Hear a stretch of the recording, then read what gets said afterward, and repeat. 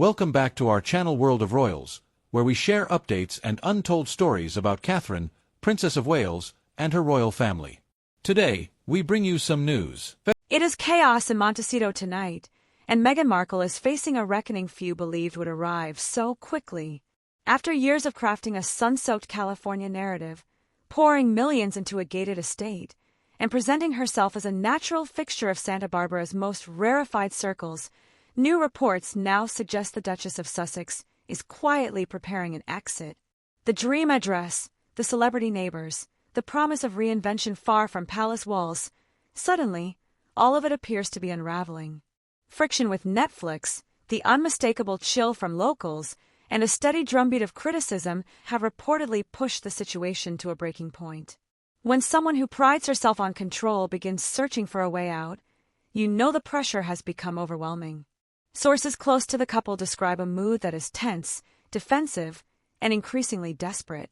One insider bluntly summarized the shift, saying the Montecito vision has curdled into something unlivable, leaving Meghan eager for a clean break. Another source claims the message from the community has been unmistakable. Tolerance has worn thin, patience has evaporated, and the welcome mat is being pulled away. Pause on that for a moment. A woman who rejected the rigid confines of royal life in pursuit of freedom is now said to feel trapped inside the paradise she selected herself. The irony is impossible to miss. When Harry and Meghan arrived in California, they were embraced with curiosity and hype normally reserved for Hollywood royalty. Exclusive dinners, whispered invitations, and the allure of a fresh start without British tabloids painted a seductive picture. Montecito was meant to be refuge, validation, and victory all at once. Yet today, that refuge feels less like a sanctuary and more like a gilded cage, forged by their own choices. What happens next may redefine their future, expose uncomfortable truths, and confirm that the California escape they championed is rapidly collapsing under scrutiny from all sides now. What makes this situation especially striking is how deliberately Meghan Markle worked to embed herself into the California fantasy she sold to the world. This was not a casual relocation. It was a carefully curated reinvention. From the moment she arrived, every detail was choreographed to project effortless belonging. The wellness branding, the homegrown vegetables, the carefully photographed moments of domestic simplicity meant to signal authenticity. It was all designed to say one thing: she fit here. Montecito was not supposed to be a stopover. It was meant to be confirmation that she had chosen correctly. But communities like Montecito are not impressed by performance. They value discretion, consistency, and above all, quiet. What residents reportedly saw instead was disruption. Private streets that once blended into the background suddenly became security corridors.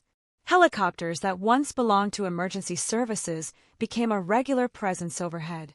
Movement slowed, curiosity grew, and patience thinned. The reality is that ultra-wealthy enclaves tolerate fame only when it does not demand attention from everyone else. By that standard, the Sussex presence quickly became exhausting. According to multiple accounts, the social temperature shifted rapidly. Invitations stopped coming. Casual interactions cooled. Places that once felt neutral allegedly became uncomfortable. Not openly hostile, but unmistakably distant. That kind of rejection is far more damaging than confrontation.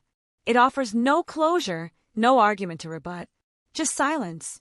And silence, especially in exclusive communities, speaks louder than words.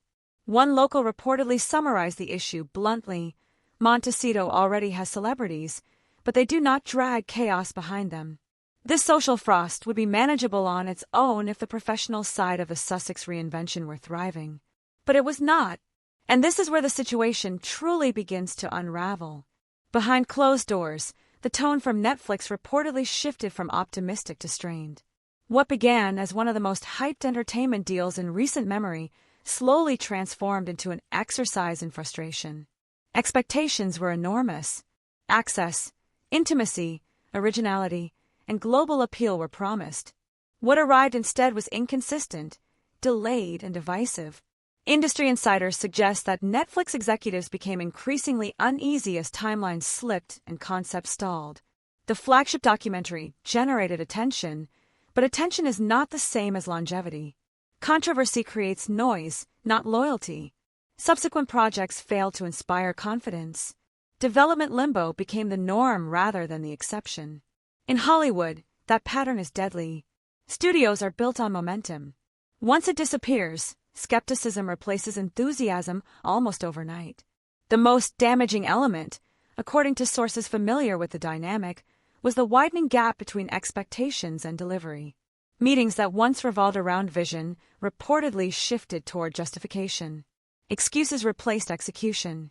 And patience, always finite in the entertainment industry, began to wear thin. The underlying message was clear even if it was never spoken aloud. The results were not matching the investment.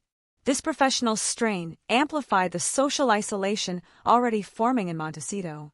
Each new headline, each stalled project, each quiet industry whisper reinforced the perception that something was fundamentally misaligned. The image Meghan worked so carefully to craft was beginning to fracture. And when perception shifts in elite circles, it rarely shifts back. By the time the realization sets in, the verdict has often already been delivered. As frustration mounted within Netflix, the broader Hollywood ecosystem began paying attention. The entertainment industry operates less on official statements and more on informal signals. Who returns calls? Who schedules follow-up meetings? Who quietly steps back? In this environment, reputation travels faster than any press release. According to multiple industry sources, Netflix's internal dissatisfaction did not remain contained. It spread outward, shaping how other studios and networks evaluated any potential involvement with the Sussex brand. This is where the consequences of under-delivery become exponential.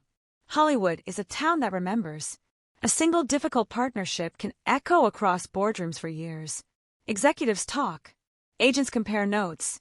Producers warn each other off risky collaborations. And once a narrative solidifies, reversing it requires an undeniable success. Not a modest rebound. Not a partial win. A clear, undeniable hit. By many accounts, that hit never came.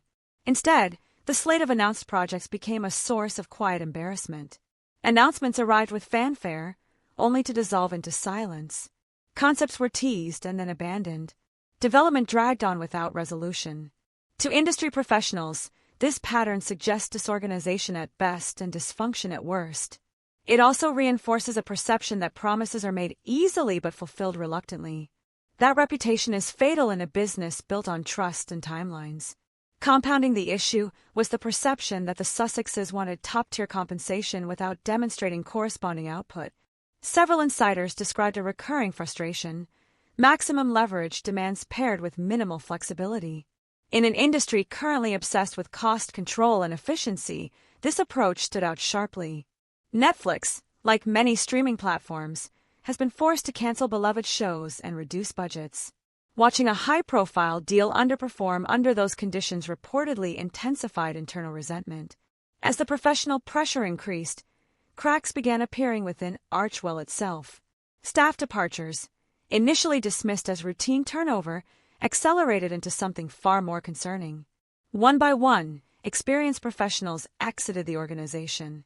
Not junior assistants, not temporary consultants, senior figures with institutional knowledge and strategic responsibility.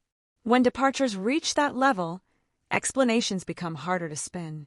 Sources close to former employees describe an environment marked by instability, shifting priorities, last-minute changes, unclear chains of command, a lack of continuity that made long-term planning nearly impossible.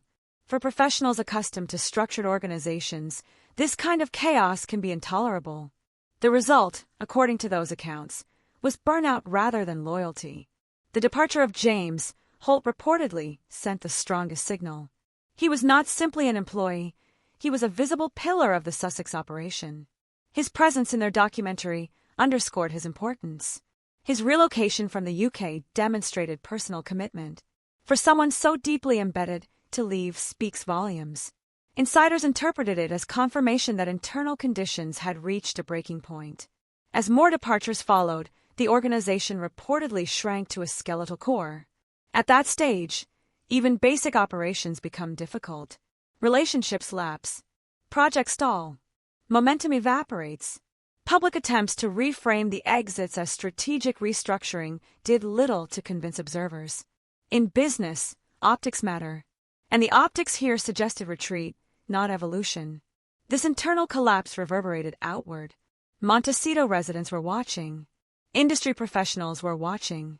And the perception that the Sussex enterprise was unraveling began to harden.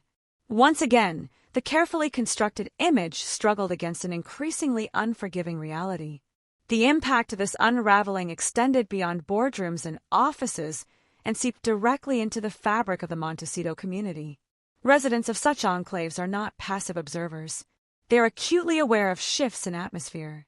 When a household becomes a magnet for controversy, it does not exist in isolation. The effects ripple outward, touching traffic patterns, security protocols, and the general sense of calm that defines the area. According to multiple reports, the Sussex presence introduced a level of unpredictability that clashed with local expectations. Increased security activity drew attention. Media speculation fueled curiosity. Occasional incidents escalated into news cycles that residents neither invited nor appreciated. Over time, annoyance hardened into resentment. For a community that pays a premium for discretion, unwanted visibility is a serious breach of the social contract. Neighbors reportedly voiced frustration about disruptions that extended beyond mere inconvenience. Each security incident brought law enforcement. Each rumor attracted photographers. Each headline reignited attention.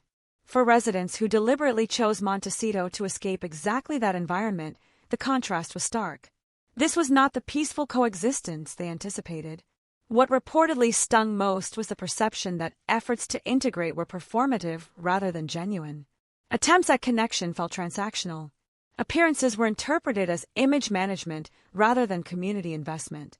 Whether fair or not, perception matters more than intention in such settings. And the prevailing perception was that the Sussex household demanded accommodation without offering reciprocity. This rejection reportedly hit Meghan particularly hard. Montecito represents a social echelon she has long aspired to inhabit. Wealth, influence, respect, and exclusivity converge there in subtle but powerful ways. Acceptance is not granted publicly. It is signaled quietly through inclusion. Invitations, introductions, familiarity. The absence of those signals communicates exclusion just as clearly. Sources suggest repeated attempts to gain footing were met with polite distance. Not overt rejection, but consistent non-engagement. Charity events went unanswered. Club memberships stalled. Social overtures faded without response. The message was delivered with impeccable manners, but unmistakable clarity. Belonging was not forthcoming. The contrast with other high-profile residents only deepened the wound. Longtime celebrity neighbors managed to coexist seamlessly. They maintained privacy, respected boundaries, avoided drama. Their fame blended into the background rather than dominating it. That comparison made the Sussex situation stand out in unflattering ways. As this local rejection solidified, the British press seized the opportunity. Coverage across the Atlantic took on an unmistakably vindicated tone. Commentators who had warned of difficulties now felt confirmed. Headlines framed the Montecito struggle as inevitable. The couple's desire to escape scrutiny appeared ironically self-defeating. British audiences, long divided on the Sussex departure, increasingly interpreted the California challenges as proof that royal life had offered protections now lost. The institution they criticized had provided structure, resources, and insulation. Without it, they appeared exposed, vulnerable, ordinary in a way they had not anticipated. This transatlantic narrative compounded the pressure. Public sympathy eroded. Mockery replaced debate. Each setback reinforced the perception of miscalculation. And the more the story spread, the harder it became to escape. The very visibility that once promised influence now amplified every misstep. As scrutiny intensified, financial realities began intruding on the narrative with uncomfortable force. The Montecito lifestyle is not merely expensive, it is relentlessly so. Property costs are just the beginning. Security alone reportedly runs into millions annually.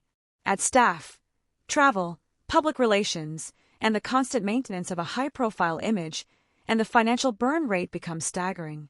Such a lifestyle demands consistent, substantial income. By many accounts, that income has become increasingly uncertain. The Netflix deal, while lucrative on paper, was never designed to sustain indefinite spending. It was a bridge, not a foundation. The collapse of a Spotify partnership further narrowed options.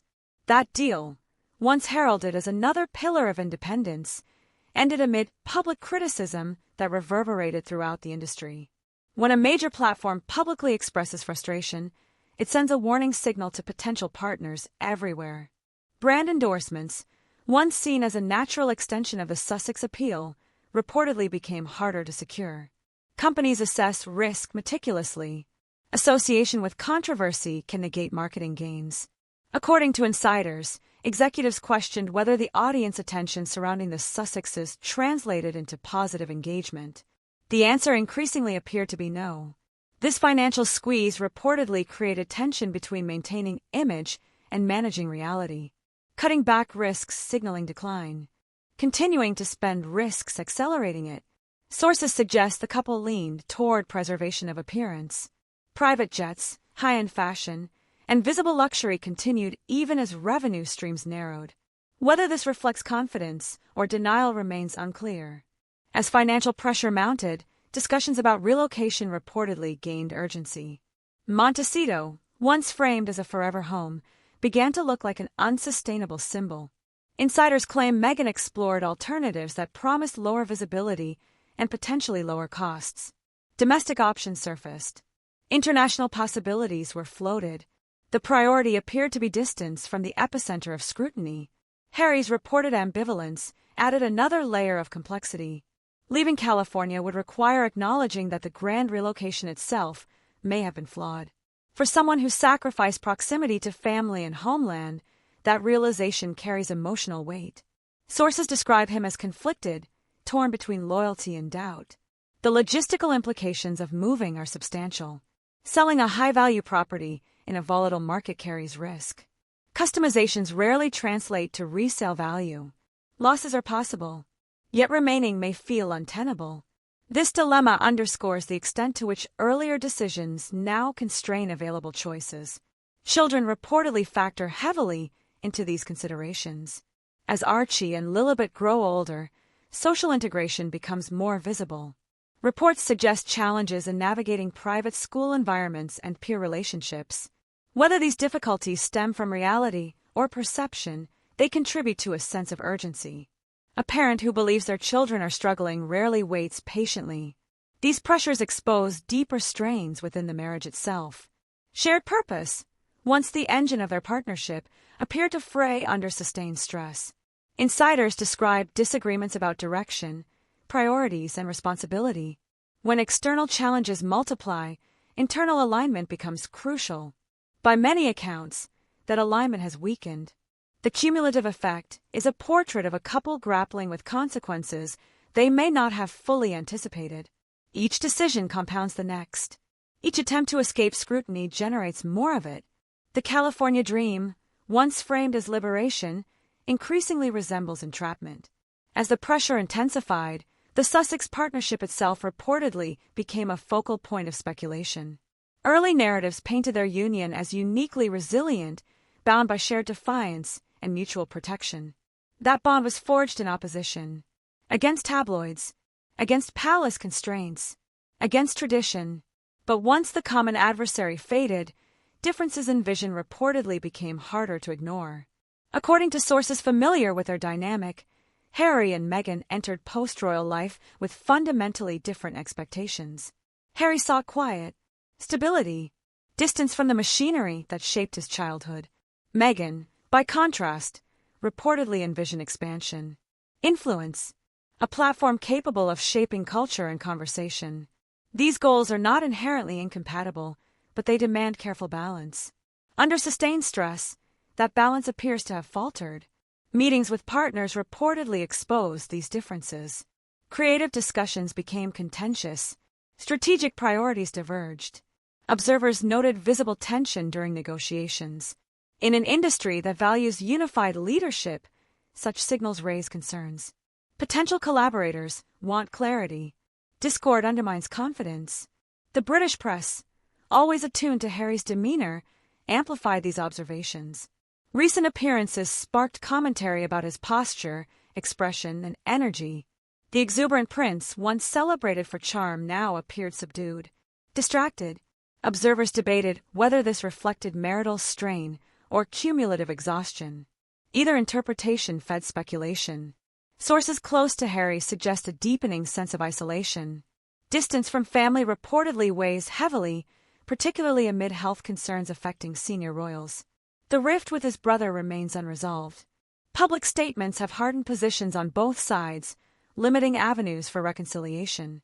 For someone raised within a tight-knit institution, that estrangement carries lasting emotional cost. Meghan's position, according to those who know her, is shaped by frustration. She reportedly believed her understanding of American media and branding would deliver success where royal handlers failed. That conviction underpinned major decisions. As outcomes diverged from expectations, accepting responsibility reportedly became more difficult. Failure challenges identity. This dynamic reportedly created a cycle of blame and defensiveness. External criticism intensified internal pressure. Each setback prompted reassessment. But reassessment does not always lead to agreement. Instead, it can deepen divides. When partners disagree about cause, they struggle to agree on solution. Professionally, this discord proved damaging. Running an organization requires coherence. Staff need direction. Partners need predictability. When leadership sends mixed signals, execution suffers. Sources suggest this pattern contributed to Archewell's instability. Projects stalled not solely due to external resistance, but internal indecision. The broader industry took notice. Momentum reversed. Opportunities evaporated. Once curious executives declined meetings. Agents redirected attention. The perception that working with the Sussexes was complicated became widespread. In Hollywood, difficulty is tolerated only when offset by success. Without it, tolerance disappears. As options narrowed, desperation reportedly crept in. Projects previously dismissed were reconsidered. Brand alignments once deemed unsuitable became plausible. This shift signaled diminishing leverage. The power to choose had given way to the need to accept. This phase marked a turning point. The narrative shifted from ambition to survival, from expansion to damage control. The realization that reputation recovery, if possible at all, would require years rather than months became unavoidable. And time, unlike money, cannot be borrowed. Public reaction mirrored this decline with striking clarity. Social media, once a battleground of polarized defense, evolved into something closer to consensus. Supporters thinned. Critics multiplied. Mockery replaced debate. The shift was not subtle. Analysts tracking sentiment noted sharp drops across demographics. Favorability eroded rapidly. What proved most damaging was not criticism itself, but fatigue. Audiences grew tired of grievance narratives. Complaints rang hollow against visible privilege. Sympathy dissipated when hardship appeared relative rather than absolute. In the American cultural context, resilience is admired, but self-pity is not. This distinction became increasingly salient. Polling reportedly conducted by representatives painted a bleak picture. Negative perceptions outweighed positives by significant margins. Even remaining supporters expressed exhaustion. Defending constant controversy is emotionally draining. When advocacy becomes labor, loyalty weakens. Meghan's personal disappointment reportedly runs deep. She positioned herself as uniquely capable of navigating American celebrity culture. Her confidence in this assessment influenced major strategic decisions. The failure of that strategy challenges not only outcomes but self-concept. Accepting miscalculation is difficult, particularly when identity is intertwined with perceived competence. The implications extend beyond reputation. Philanthropy relies on goodwill. Donations flow toward trusted figures. As public sentiment sours, fundraising becomes harder. Foundations struggle to maintain relevance when associated with controversy. Archewell's mission depends on credibility. That credibility appears increasingly fragile. Financial constraints further complicate charitable ambitions. Effective philanthropy requires resources. Without stable income, promises become liabilities. Public commitments risk becoming symbols of overreach rather than impact. This undermines trust further, creating a vicious cycle. Attempts to maintain luxury amid declining goodwill exacerbate perceptions of disconnect. Private travel and designer appearances contrast sharply with narratives of struggle. Audiences notice inconsistency. Inconsistency breeds cynicism. Cynicism hardens into rejection. As the spotlight shifted elsewhere, the Sussex story began to feel repetitive. New controversies failed to generate sympathy. Instead, they reinforced existing judgments. The narrative calcified: ambition without execution, visibility without substance, grievance without resolution. This phase marked the erosion of cultural relevance. Attention without admiration offers little value. Brands seek association with aspiration, not exhaustion. Content platforms prioritize engagement driven by interest, not irritation. As these dynamics took hold, the Sussex brand lost its competitive edge. What remains is a cautionary tale unfolding in real time. Access without strategy, fame without discipline, freedom without structure. Each element once seemed liberating. Together, they proved destabilizing. The final stage of this unraveling centers on inevitability. When multiple systems fail simultaneously, recovery becomes exponentially harder. Social rejection reinforces professional skepticism. Financial strain amplifies personal conflict. Public fatigue limits redemption narratives. Each reinforces the other, forming a closed loop. Industry insiders increasingly describe the Sussex situation as a case study. Talent without follow-through. Opportunity without execution. Visibility without sustainability. In a business obsessed with results, such patterns invite swift judgment. Once labeled difficult, rebuilding trust becomes a long, uncertain process. The absence of a fallback position magnifies vulnerability. Most public figures retain alternative identities: acting careers, business empires, private wealth, institutional affiliations. The Sussexes severed many of these ties in pursuit of independence. That gamble raised stakes dramatically. Without a safety net, failure feels existential. Desperation reportedly influences decision-making. Boundaries soften. Criteria shift. Projects once rejected are reconsidered. The leverage that once defined negotiations dissipates. In Hollywood, this reversal is instantly recognizable, and it further discourages potential partners. Even a hypothetical success would face uphill odds. Reputation damage lingers. Skepticism persists. Audiences move on. Cultural memory shortens, but industry memory does not. Executives remember risk. They remember cost. They remember disruption. Time compounds the challenge. While repair efforts unfold, new figures emerge. New narratives dominate. Attention reallocates. The world does not pause for rehabilitation. Momentum favors those already ascending.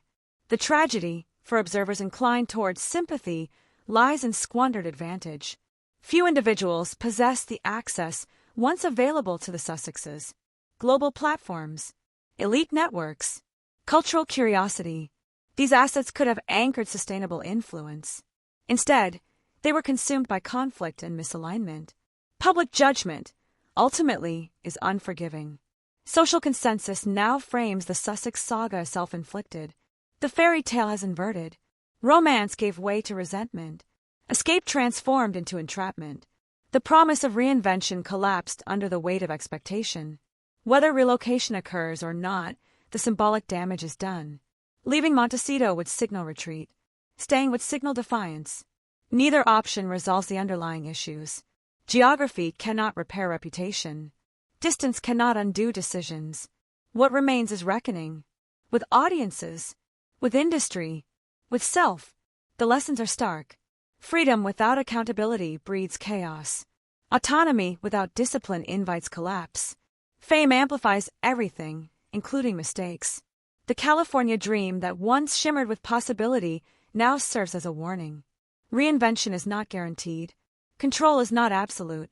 And narrative power ultimately belongs to those who deliver, not those who declare. The closing chapter of a story is defined by consequence rather than speculation. The Sussex brand, once positioned as transformative, now struggles for coherence. Influence has waned. Credibility has eroded. The space they once occupied has been filled by others who understand the demands of sustained relevance.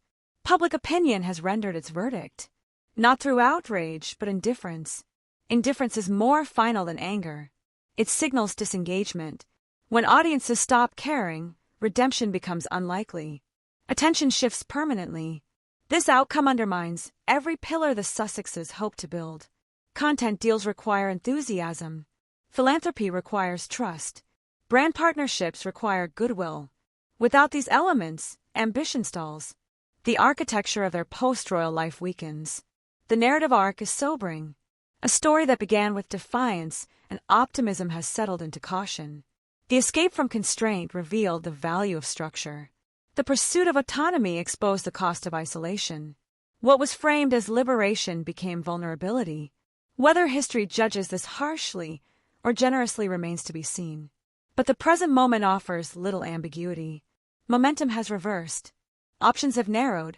The path forward is uncertain and steep. The lesson resonates beyond the individuals involved. It speaks to the nature of modern celebrity. Visibility is fleeting. Access is conditional. Influence demands consistency. Without these, even the most privileged starting position can erode. The Montecito chapter may close. A new location may emerge.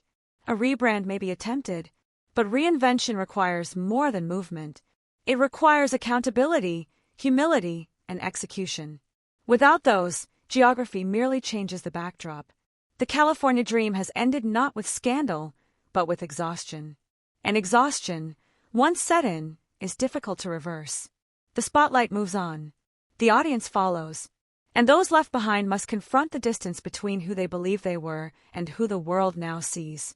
Whether they ultimately abandon Montecito or choose to stay and confront the fallout, one reality is becoming impossible to escape. Fame operates on a simple but unforgiving rule. The public decides who rises, and the public decides who falls. And right now, that judgment appears to be moving in only one direction. The goodwill, the influence, the narrative control the Sussexes believe they had secured is slipping away piece by piece. What remains is a reckoning shaped not by headlines alone, but by audience fatigue and lost trust. The next chapter will reveal whether reinvention is still possible, or if this marks the final collapse of a carefully constructed image. Share your thoughts below. Like the video, subscribe to the channel, and stay tuned. The next story is already lined up, and you won't want to miss what comes next.